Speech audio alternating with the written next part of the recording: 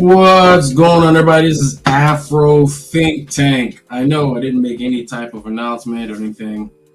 I didn't set any reminder. I just went live. Actually, I wanted to go live for a couple reasons. First, I actually said I was going to do it, right? This is not actually the main thing. This is just me seeing if I still know how to use this damn StreamYard thing, right? It's been like a while. I got to dust off the mic and all that stuff, right? But I'm going live just because I was going to make a video, but I figured it'll be easier just to, go live to kind of like talk to you about this Afro Think Tank Bridge project.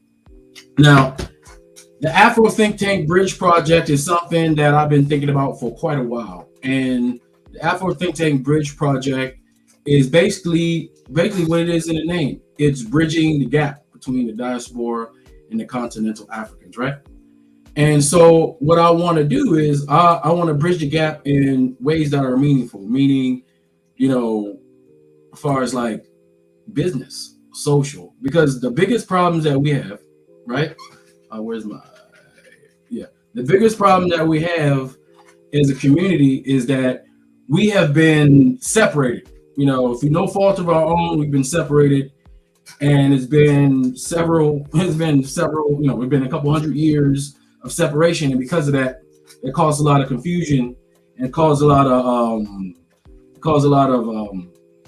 anxiety and miscommunication and misunderstanding within our community. Right? It discombobulated us. It disrupted our progress. Can you imagine?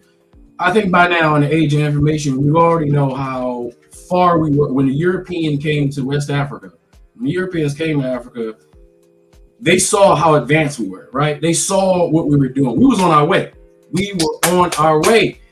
But they disrupted that, right? So now we have to get back to being on our way. Now, how do we go about doing it? How do we go about being on our way? So the first thing we need to do, right, is we need to de-educate ourselves from white Western propaganda, period, right? Because as you can see, white Western propaganda in of itself is the reason why we have all these issues with each other, right? It's really just a misunderstanding. But energy trying to bridge the gap. Damn right, that's what I'm doing. Energy are trying to bridge the gap, right? What's going on, my peeps? So what I want to do is I want to connect people together. I want people from the continent and people from African Americans. I mean, from Africa America. That's what I call it, because basically our own goddamn country. We are a country, a nation within a nation. But what I want to do is I want to connect people like myself that are in America with people like myself that are in Africa. Because the most dangerous thing, think about this, guys, think about this. Europeans spent a lot of money, a lot of lives. They put a lot of effort in separating us and de-educating us. There's a reason why they spend so much time separating us and de-educating us. Is because they know what happens when we are together. They know what happens when you have a well-trained, well-educated African. They know what happens, right? They know what happens when you have a well-oiled machine, when you have a community of Africans working together. That's why they make sure we don't work together, right? Because they know when it comes to working together, once we get started, that's it, right? We know that. So that's what I want to do. I want this page to be a place where some African American like myself, right, who's enthusiastic, or any African diaspora. When I say African American, I mean any African living in the Americas. Americas is from Peru all the way to South America, all the way to Canada. All right, that's America. This is a continent. All right. So there are African Americans like myself who are really interested in doing business in Africa. They're really interested in finding a country that fits them, that will that they can do business in, some place that they can take their money, their American money, and leverage it in Africa to benefit themselves, right?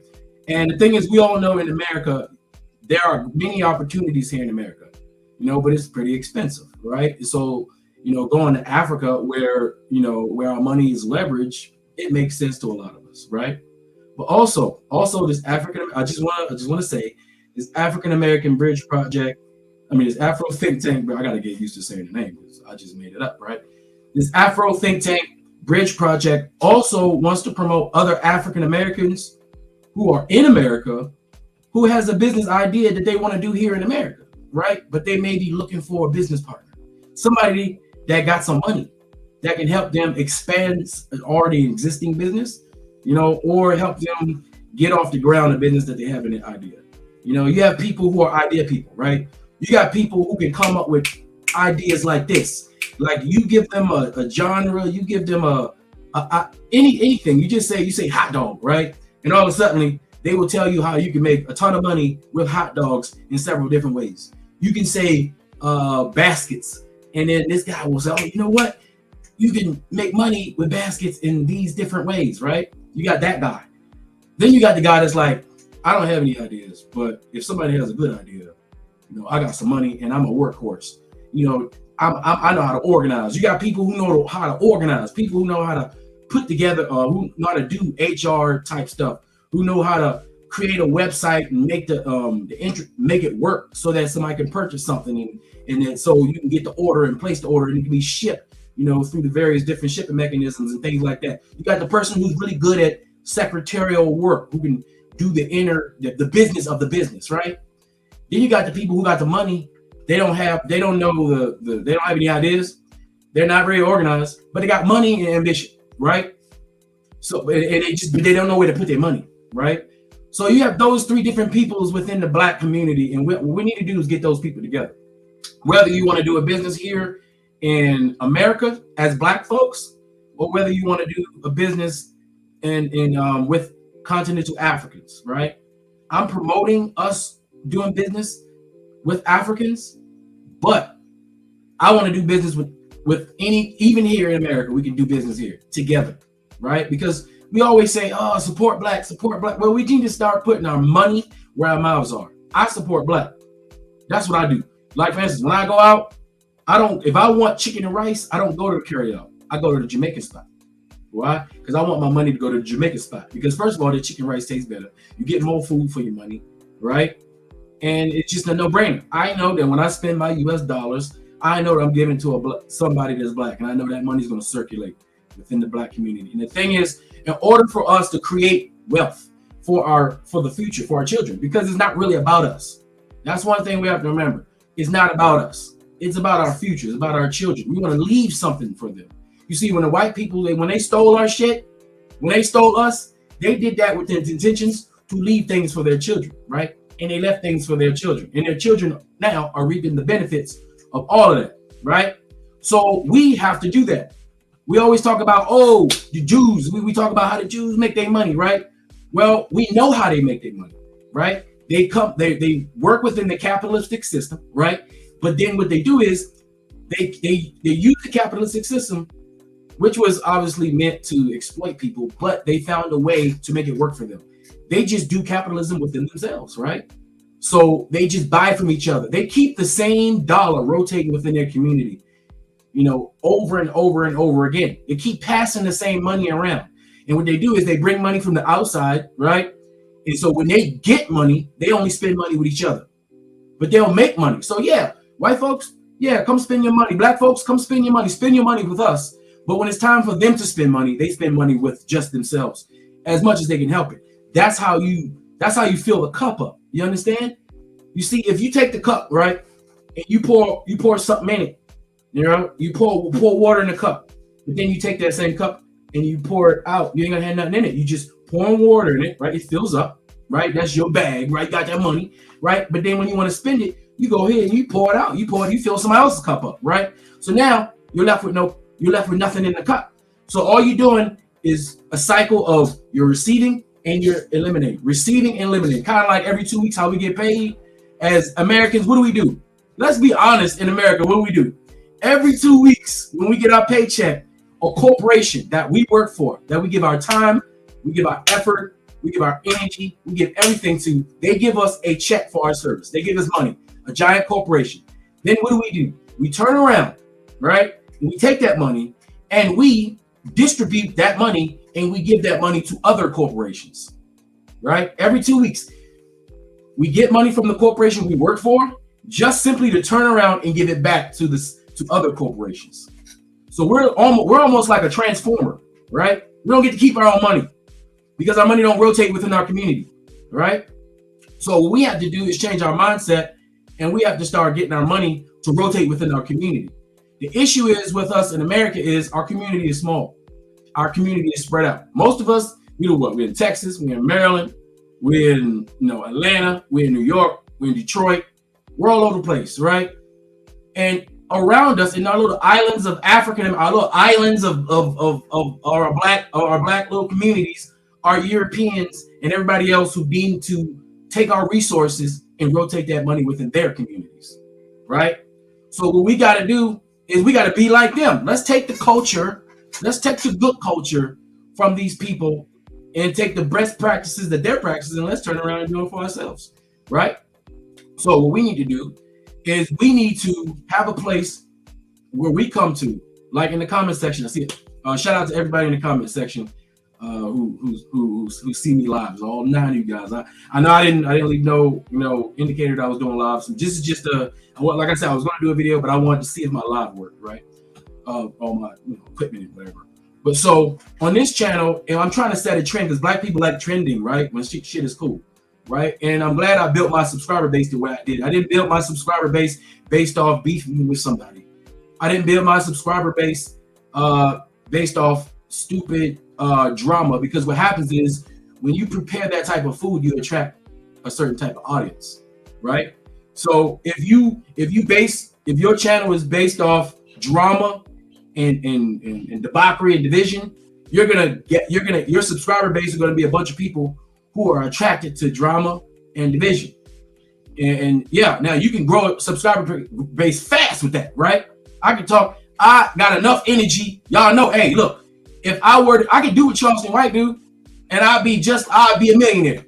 I can do what any of these wild cats go on here and with their wild personalities and talk about any type of trash, and I would have 100,000 subscribers. But I don't want 100,000 subscribers who only come for drama. I want people who come to learn, to people who want to actually figure something out, people who want to talk about serious issues, because those are the pool of individuals who I want to dip from when it comes to finding true business partners, true people I can collaborate with when it comes to this Pan-African thing, right?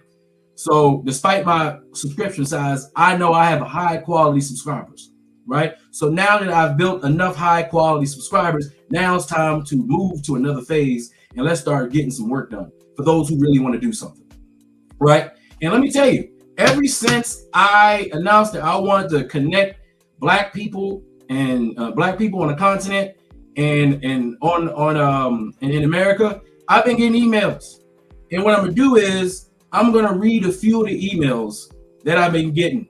Okay, I'm gonna read a few of the emails that I had first. Let me see. I got some comments here. Let me throw it up because I want you to understand how absolutely serious this is, right? Like I didn't know if there was anybody out there like that, but I knew that there's a lot of Africans on the continent, right?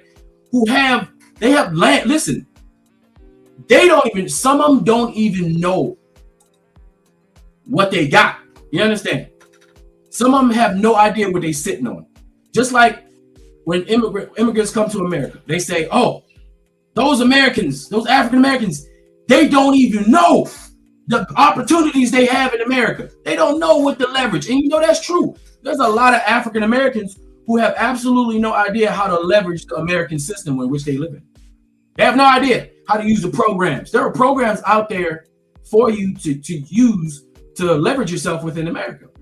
But a lot of African Americans, we just don't know that unless you're in those circles. Now, when you're coming to America, right, when you're filling out the visa process, when you're going through customs, that is the location at which you find out about the packages and different things that America has to offer. And some foreigners, when they come to America, they take advantage of it, right? And that's the thing. Just like me as an African American, when I go to Nigeria, I'm sitting here like I'm looking at these people who we call poor, right? Even though they're poor and our poor are two different things. They're poor is walking around. They're not freezing. They probably have a house that they own. They probably don't have to worry about eating. And if they do, their neighbors are going to get them food. It's not going to be an issue because they live in the community, right? Our poor, right, which I see every day, right? Every day, they on the streets, struggling, begging, being ignored by most people, right? Being harassed by police, and they're freezing and dying in the wintertime because we have winter here. So poor is different here in America, right? But the people that we consider poor on the continent are not actually poor. They're asset rich. They're asset rich. Some of these people have hundreds of acres. Some of them have thousands of acres that they own outright. And they're not, some people, they're not paying taxes. So they own this land and they're not giving the federal government money every month just to have the privilege to own this land. They literally own this land wholeheartedly, right? African people own the houses they live in. They don't pay, there's not a lot of mortgages out there. And even to do limited style mortgages they do have is usually 2 or 3 years and then they own the house, right? So you either got it or you don't. America, we live off credit, so you can be poor and just, you know, think you got something. Because most of us middle class, we really poor. We borrow in our house like this. I don't own this house. I'm borrowing this house, right? I'm borrowing this house because I got a mortgage and I pay taxes. Hey, even if I pay off the house, if I don't pay the taxes to the federal government, they can take my house. So do I really own it? But in Africa, they own it, right? So the thing is, there are a lot of Africans out there. They're coming online. I said these guys, they're coming online because the internet's getting better, right? So now they're able to interact with us more, right? As y'all can clearly see. Yeah. Thanks, bro. Yeah, I'm getting back out there, bro. I'm getting back out there. And thanks for the super chat. So I was like, okay, so I know that there are Africans sitting on the continent right now, hundreds of acres of land, right? They have cash crops growing in their backyards, in their front yards, ready to make money. But what they don't have is they don't have the ability to leverage that. They don't have the money to scale up. Maybe they have a small business, right? But they can't scale it up because they don't have money to scale it up, because the money that they use with their daily money that they make from their businesses, they have to use that to buy their food, right? To pay their cell phone bill, right? To put their children through school. So the money that they have, they can't leverage it to grow their business because they need that as daily money. Just like it's hard for us to leverage our American money in America because we're doing the same thing. We're paying our bills, right? So how do you take someone who's asset rich, right? Who has 100 acres of land, 1,000 acres of land. These people, I mean, y'all just don't understand how rich these people really are. They don't even know. They have no idea, right? How do you take somebody who has that much land, right? And also has the access to hundreds of workers who are skilled at pretty much everything when it comes to agriculture, when it comes to construction, when it comes to anything. You want to talk about the Mexicans? Get out of here. Give me 2 Nigerians from Nigeria. They can do everything everybody in Mexico can do. They'll fix your car, build your house, plant all your goddamn crops, right? Then do your taxes, right? And then they'll be your driver for the day. They'll be your security officer, your translator, and all that. Give me 2 Nigerians. I'll take 2 Nigerians from the continent over the whole anybody in Mexico, guaranteed, right? I'm telling you. And it's like that over there. So what we got to do as African Americans, we got to say, all right, so even though we can't leverage ourselves in America, right? And if you're in, you know, any other part of America, we can't leverage ourselves within the countries that we live in. But it's easier to leverage ourselves in Africa, right? So all we need is a partner who has something we can help to leverage. So if I got a guy over here, they got 100 acres of land. I got a guy over here in America, they got $50,000 saved up in his bank account because somehow he saved $50,000 up while paying all his daily bills. That's hard to do. So when you spend it, that $50,000 is precious. So when you spend it, you want to make sure you spend it on something you want to maximize and do the most you can with it, right? So if I could take this guy, right? This guy with $50,000, and hopefully he's not a criminal. Hopefully, you know, he can get a passport. He's a normal human being that acts regular, okay? We need regular folks, all right? No crazies, right? You got this $50,000, and you got this person with 100,000 acres of land. I guarantee you, if they meet up, that's $100,000. That's $50,000 plus 100 acres of land. That equals millions and millions of dollars in the future, because that $50,000 and that 100 acres of land will go a long way. Imagine this. You go to Africa and you know, chocolate. All right. Let's talk about chocolate. We like chocolate. Who don't like chocolate? You know, chocolate gonna make money all the time, every time, anytime, right? Now, how do you make chocolate? You plant the damn tree that makes the goddamn chocolate, the cocoa, right? So if somebody has land in the area that's conducive for chocolate, but they don't have money to buy the seeds, to buy the plants, the starter plants, to pay for the workers to go out there and plant it, but you got 50,000, you wouldn't cost no $50,000. Like honestly, if you wanted to plant a couple acres of chocolate, it ain't gonna cost you $5,000. It may cost you $1,000. It may cost. I'm dead serious. It may cost you like $1,000. So it takes 5 years for a chocolate plant to come to fruition. 5 years, right? For some, I think there are a couple strands that are a little different, right? It takes 5 years. 5 years to get a cocoa plant from plant to maturity, so you can start making profit. So imagine this: you find somebody that got the land where you can grow chocolate. You take your US dollars money that you made, your hard-earned money, and you connect with that person, right? That got the land. You finance it. Y'all plant whatever they got with all the cocoa. Then you wait 5 years. 5 years may seem long, but you're waiting 5 years to do nothing right now. Right? A lot of us got 401k. We've waited 5 years to get 2-3% return on our 401k after they done took the money. We wait 5 years, right? Just to get promoted at a job, right? So when you talk about 5 years, that's nothing, right? Because after that 5 years, right? After that 5 years, guess what? Both of you are millionaires. Because chocolate is very expensive. Chocolate is very expensive. And then what do you do with that? Right?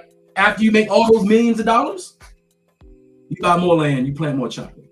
As a matter of fact, what I would actually do is I will plant chocolate the first year. If I know that's going to take 5 years, I'm gonna take it. All right, let's say I got $50,000. I got $50,000. I got 100 acres of land.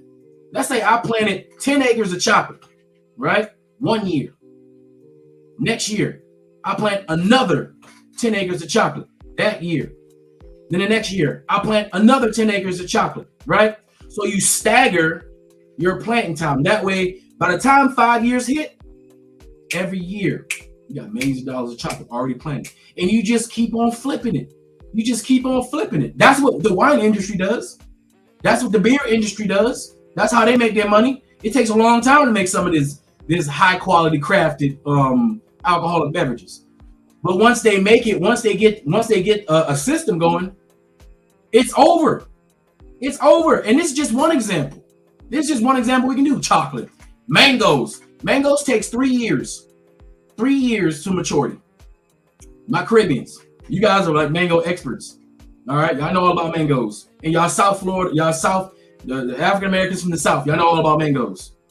Y'all know people buy mangoes, dried mangoes, fried mango. Hey, fried mangoes, right? All sorts of ways to eat mango. Y'all know that, right? You go to Africa, 3 years, right? Or you can hit one of these Caribbean countries too. They are included wherever we are, right? But you go to Africa, you got a bunch of land, you plant a whole bunch of trees, a big orchard of mango trees, right? 3 years. Now all of a sudden you have an orchard of mangoes. Now you're distributing mangoes throughout Africa. In places that don't have mangoes, which I don't know if there's places in Africa that don't have mangoes, but the rest of the world, they like mangoes too, right? And then there you go. Now you have a business, right? So, but here you go.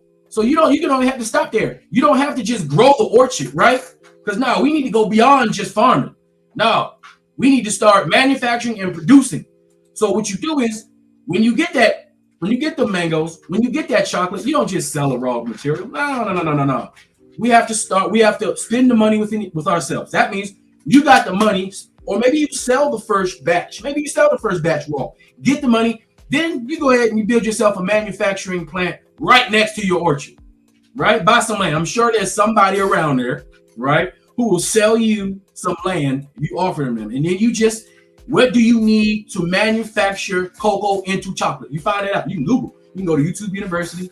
You can learn all these skills on the cuff. Then you find out, where can I buy the equipment? Let me tell you something. You can buy anything you want in Africa. The equipment is there. All right, it's there. Or you can get it shipped from China, because guess what? They're not using so much of their equipment right now. All right, I'm sure they try to make some money. There's plenty of factories out there that's probably going to be selling their equipment on wholesale very soon. All right. So now we black people, we own the chocolate, we own the mangoes. Right now we got our factories. We are producing. We are making products. So we're adding value to the things that we already grow. So we're making money hand over foot. Right. So now that $1,000 investment that we initially invested in planting the cocos just became a multi-million-dollar corporation, right? Just became another business that manufactured, right? So then we package it. So we package it ourselves. Then we start printing it ourselves. We don't send it off to a foreign company to print and process it for. No, we do it here. Spend the money, do it there. Do it all in Africa, right? And then you slap the label, made in Africa, made in Nigeria, made in Africa, made in Cameroon, made in Ghana, made in South Africa.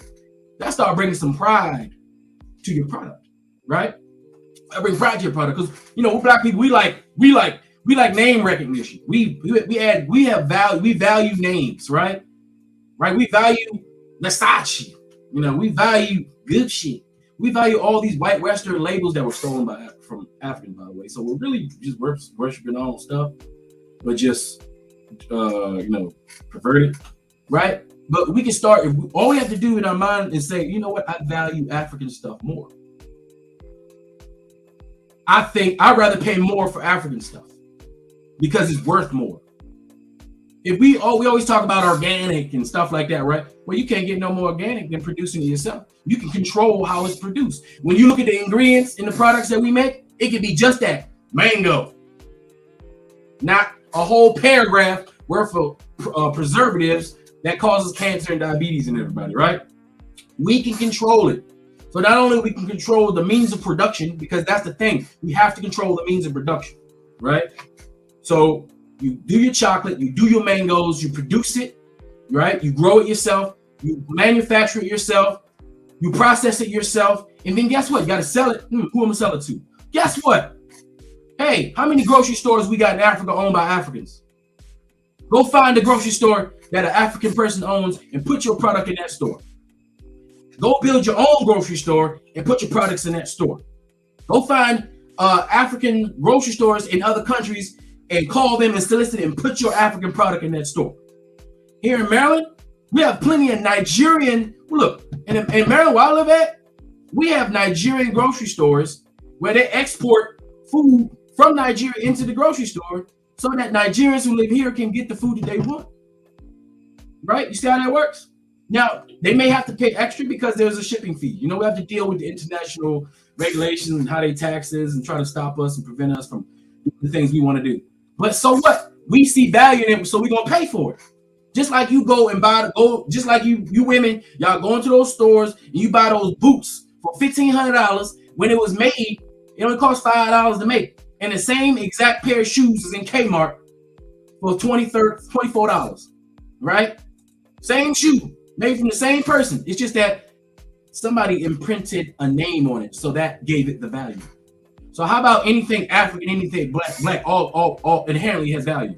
Clearly we have value because white people keep stealing our shit all the time, so they value our stuff more than we do. They value us more than we do because they stole us. We're a whole product, right? So, all right, so what I'm gonna do is I'm going to read some emails. I'm not gonna say any names, but I'm gonna read some few emails that I've been getting ever since I started talking about, hey, let's get some people together. Let's get some folks together. Now, keep in mind, it's a risky thing, right? Meeting new people is risky because that is the point at which dubious people and scammers, that's where they like to play, right? Play on people's ignorance, play on people's enthusiasm. They like to play on people's excitement. That's what they do. So we have to watch out for that. So I'm gonna do my best to make sure the people that want to invest are real people, right? I'm gonna do as much as I can individually, and I'm gonna make sure the people that have assets are real people. And then once I connect you guys, it's up to you guys as adults to figure out whether you two can do business. Okay, but let's get to these emails. Okay. I'm gonna read this one right here. I'm a 45-year-old lady living in Zimbabwe. I'm very excited about the initiative you proposed about us people collaborating for mutual benefit. I own a property and agricultural land here, and I would like to partner up with someone who likes to invest in poultry and in agriculture projects, which is my main area of interest. I have a background in travel and tourism, and I've been a flight attendant with South Africa Airlines for more than 15 years. I like to partner up with people interested in tours and vacations, etc. I'm interested in helping people who would be interested in purchasing properties and investments, as well as general information in Southern African region. I look forward to your response, hoping there might be some people out there who might be considering Southern Africa region as a business or a tourism destination. Boom. Now I got her information. I'm not gonna give it to you because I ain't doxing, but I got it right here. So that's one, right? So here's another one. Dear Chief Babagua, that's me. All right. I greet you in the name of our ancestors. My name is Larry. I can't pronounce that. Ukangu from Imo State, Nigeria. 43-year-old and a father of one. I have seen your videos and I'm very happy to see you making this very necessary impact of such a level. Thank you. Thank you for building this bridge, and I want you to know that I love you in your spirit. Thank you for telling the truth. And most African Americans are actually Nigerian, and around within time they will see the reality of your words. On the business side, I see that you are in a space of business to business matchmaking, and this is very nice, as I am also in this space too. I'm an international trade facilitator, and we really need to rub minds. I'm not going to give his information. I'm going to stop right there because he got a lot of information. Just keep in mind that's another. All right. Here's another one. I saw your video about Africa from the diaspora who want to invest in the continent of Africa. I commented on one of your videos about opening up several ice cream shops. I'm open to having a partner with a local African, but I can go it alone if I have to. I have been to three African countries. Been to Africa 3 times since last year. I pretty much look for wholesaler suppliers and ice cream foods. Let me tell you something, guys. Ice cream in Africa, man, listen, it's hot all the time. Okay? It's hot. Ain't no winter. It's hot. Let me tell you something. It's hot all the time. Ice cream, Cold Stone Creamery in Nigeria, blowing up. But we can make better ice cream than Cold Stone Creamery. Why can't we have Blackstone Creamery, huh? Afro-American Ice Cream Creamery. We can do that. Why not? Why can't we? Why can't we take over that industry? How hard is it to make ice cream? Honestly, right? Well, how hard is it to ship ice cream? Now, how hard is it to keep it cold? And there lies the parts of the business that you have to deal with. All right. So you have to pick which country, or whatever. But you see, I got people, and this is African American, right? They looking for people who in Africa want to do business with, when it comes to ice cream. Which is, I'm telling you, anything you want to do, man. It's like, look. Remember Toys R Us when y'all was a kid? You went to Toys R Us. That was heaven. You had every type of toy. You didn't even need to buy the toys. Just leave me in. You can say, "Hey, mom, leave me in toy." You can drop your kid off in Toys R Us. Your mom can leave and go walk around the mall or whatever, and come back and pick you up on some random aisle, right? And if they know their child, they know exactly what aisle they're gonna be on. All right. Here's another one. I ain't even read all these. I got so many.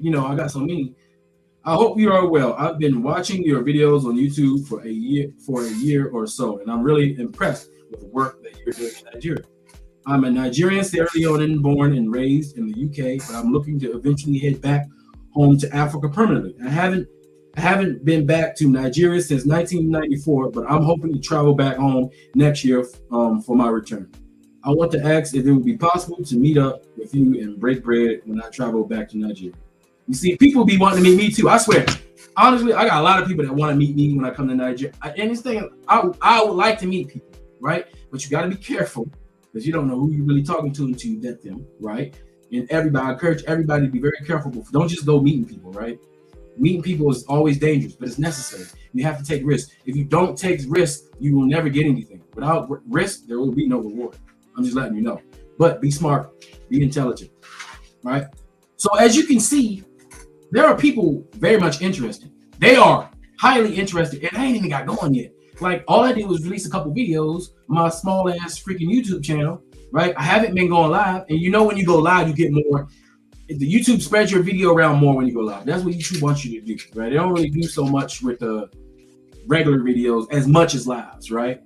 You know, so I want to kick this in high gear because once we're out here, once this Afro Think Tank Bridge project becomes something that people hear about, they're gonna be thinking, oh, well, that's the guy I need to contact to see if I can find somebody, like a matchmaker. I'm like a matchmaker for business, for investors as well, locally. If you are in the DMV and you're like me, if you're in the DMV and you like me, we need to connect. If you want to invest in, if you want to create an investment group, because that's something we need to do too. We need to get together and create investment groups, because the reality is, like I said, a lot of us we ain't got the money to do a lot of these things, right? But if 3 or 4 of us can get together, we got the money, right? We can put the money together because we do it when we want something really bad now, don't we? When we want something really bad, we go get it. So I encourage, if anybody in DMV, email me. My email address is afrothinktank42. Is my email address up there? Did I put up there? afrothinktank42@gmail.com. Email me, right? Let's see if we can put a group together, a physical group that we can physically get together, right? And physically say, hey, what's your assets, my assets, your assets, my assets. Let's put it together. Who has the ability to travel more than the other? You know, we have to create a level of trust, obviously, you know, because everybody can't do everything at the same time. But if you create a machine to where somebody may be free enough to be able to travel to Africa, you know, 3 or 4 times a year, you know, once a month, right? But then maybe they don't have the money to buy a plane ticket. But if you got a group, y'all can get together, y'all can buy that person a plane ticket. They can go off and conduct the business of the group on behalf of the group. Obviously, that requires trust. But with anything, you're going to need that. That's the risk we got to take, guys, because even with this whole thing, they're going to be people who take advantage. There's going to be people where it fails. There's going to be groups that don't work. That's just reality. Nothing is perfect. There's no utopia. In the real world, it's a numbers game, right? So if there's anybody in DMV, hey, let me know, hit me, because I'm trying to, not only am I trying to do this online to connect other people, but I'm also trying to be a part of a group to leverage our limited income to go over there and take our money and go do something big. Now, disclaimer, I am not going to connect anything that I got personally already, my business that I already got going on in Nigeria. I will not be including anybody else in that. That's my own personal thing, right? But I'm willing to do something else, even if it's the same thing, but a whole nother entity with another group of people. We can put money together and we can do that stuff. And of course, I'll take my profits from that and I'll go leverage my own. So that's what I'm gonna do, right? That's just what it is, right? So I guess I can. Well, you know, I don't have really have time to have guests at the moment. Now, this was, like I said, this was an impromptu live, right? The next time I do this live, I'm thinking I'm gonna go live sometime this weekend.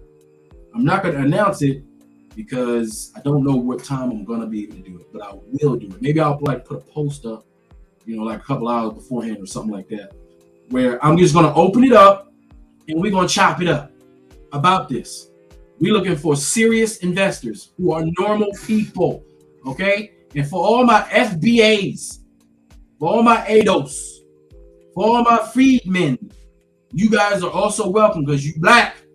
For all my mixed people, my black Africans, my black and whites, my black and Asians, for all you mixed black people who feel like you are not included or being kicked out, not over here. If you are black, if you feel love for black people, if you in your heart are black, it doesn't matter if you brace your other side, that's fine. But if in your heart you have a love for black people, you want to do and you gear towards and you want to be with black people, let's go. This is the place for you. You want to do business, you want to go to Africa? Because trust and believe, Africans will accept you. Don't listen to anybody who say, if you love, respect, and honor black people, Africans, and their culture, they will respect you, work with you, and they will help you as much as they possibly can. Period. So FBA, hey, y'all want to do some business? You black? Let's go. I don't care. All that shit you was fighting. No, that's some side so shit. That's the stuff white folks want us to do. As long as we continue to distract ourselves fighting about dumb shit, like fighting over which white man to worship, which white institution to worship, Democrat, Republican. Yeah, I get involved with that shit every now and then, but at the end of the day, that shit don't matter. Who cares? F them. They don't care about us. Democrats don't care about us unless we got money. The Republicans don't care about us unless we do what they want us to do. Remain pets. F them. I'm about the black party. I'm about us, Africans. All right? That's the party I care about. So that's what we need to focus on, and that's what my live is going to be about. We ain't going to handle it. If you come on this, let me tell you something. I'll tell you right now. If you come on my lives when I start, and you start trying to do distractions by talking about shit that ain't got nothing to do with building and being tangible, then I'm going to literally just, I'm going to mute you at first, give you a warning, and if you don't stop, then I'm just going to throw you out. And I don't care if you go to your channel or go on Twitter or go on Instagram and talk shit about me. I don't care, because that's a distraction. I'm trying to do work, right? We can fight later. But right now, when I do these lives, we doing business. So, like I said, FBA, if you black, even you, y'all fake pretendians, y'all know y'all black. That's the thing about it. That's why y'all always over here. All right, you pretendians, y'all want to do business with black folks, huh? Y'all want to do international business with black folks? You can be pretending all you want. You got some money? You want to make some money? I promise I won't call you a pretendian. I promise. I'll save that for my regular little videos every now and then when I'm talking shit about you guys. But when it comes to business, we don't have time for that. We don't have it. We're going to just make this money. I'm sure Indians and African people can make money together, right? So, all right, I'm going to do better at not being such an asshole to some of these guys. And in turn, you come over here, and if you got a business, like African cultural concept, right? African cultural concept. That guy, we don't agree on everything, right? But he has a coffee business. A coffee business is a wonderful business. I believe he should be supported. And I believe there is an African out there somewhere, whether in America or whether on the continent, that will support his business. That will, or I believe there's somebody in Africa that's growing coffee, that has a good coffee bean that he can purchase from, or that's interested in that. All right, Pan-African Strike Back. We all know what he believes, but it doesn't matter. OAP all day long, okay? OAP all day long, right? Go out there, connect with him, some brothers in Kenya. He showed you he got a connection there. Use that connection. Doesn't matter what he thinks. Who fucking cares? He care about Trump? So what? What about that Kenyan money, right? We can argue with his ass later, right? But when it comes to that business, OAP, because that's black people so important. Black people. You don't have to agree with each other politically to do business. Do you think white people get along? You do know they don't get along, right? You do know that, but they will work together when it comes to making that money. That's the attitude we need. We can't allow division to stop us from making money. We can talk shit while making money together. At the same time, we do it anyway. We talk shit. Black people just talk shit. We talk shit playing sports. We talk shit playing dominoes. We talk shit playing spades. We talk shit playing Monopoly. We talk shit playing fucking video games. We just talk shit. That's what we do. We talk shit, but it don't mean we need to be distracted and not make that money. Period. So I mean, no, what was that? But Africans care about Africa. Yeah. I mean, hey, look, money. When it comes to making money, money doesn't have a religion or political affiliation. And the thing is, we have to be like them. We have to be like white folks. Don't get along. They don't agree with each other, but they agree with one thing. All of them agree. The Democrats and the Republicans agree with one thing: white people on top. So we need to agree as Pan-Africans. We need to agree on one thing. Oh no. I'm gonna take that away. As black people, we need to agree on one thing: black people on top. Black people on top. I'd rather argue with a bunch of black people about various things in life because we on top, rather than argue with white people and Spanish people and black and Asian people and all that. No, I want to argue with black people about the various different societies and political, things that's happening. That means we arrived. We're at the point where we're doing that now. We're not just sitting there looking at Massa fight with the other Massa. Now we fight amongst ourselves about the same topics that they fight about. That means we are arriving, whether you believe it or not. All right. So yes, we will fight about the ideas. We will fight about our ideas. We always listen. We are never Pan-African is not about everybody having the same mind, thinking exactly the same way. Pan-Africanism is not about us being wearing the same uniform, doing the same thing on the same day like a giant mega cult. That's not what it's about. It's about working together economically and socially to better every one of us black people on this planet. That's what it's about. Black over everything. You know how they say facts over feelings? Black over everything. Black over politics. Black over everything. Black over geography. Yeah, black over geography. That's why I never question a person I never question somebody's Africanness. Who am I to question somebody's Africanness? Who am I to do that? That's why I don't mix people. I don't have an issue with them. I don't question somebody's Africanness. If they feel African, if that DNA in there strong, you see, we know we win the war on the inside. We know we got the dominant gene. So whatever you got in you, guess who's winning? We already know who's winning. So let's manifest that on our side and let's win as black people. Okay. So I'm gonna go ahead and end this. You know, you guys, I can talk for like 4 or 5 hours about my stuff. All right, just like Garfield. You know, Garfield, he talked about Egypt for like 20 years by himself, being a contrarian, fighting everybody. I can do that too. But I'm not gonna do that because I gotta go to work because I ain't rich yet. Keyword yet. Okay. So I just want everybody to, well, I'm gonna leave y'all with this. I'm gonna leave y'all with this, guys. All right. I'm gonna leave y'all with this and I'm out of here. Oh, Pan-African definitely has nothing to do with yeah. Man, you know what? Pan-African Strike Back is not really he calls himself conservative, but honestly he say a lot of stuff that's not very conservative. It's weird. Like he's his own type of thing, right? But he, you know, it's him, right? But anyway, he's definitely about black. You know that. You know despite what you think about a lot of, because I know what a lot of y'all think. I get personal emails about this dude all the time. But look, despite what y'all think about Pan-African Strike Back is genuine. You can tell he means well for his people. Whether you believe his methods are good or not, you can tell that on the inside, he truly means well for his people. That's the only thing that matters. Because somebody like that you can work with.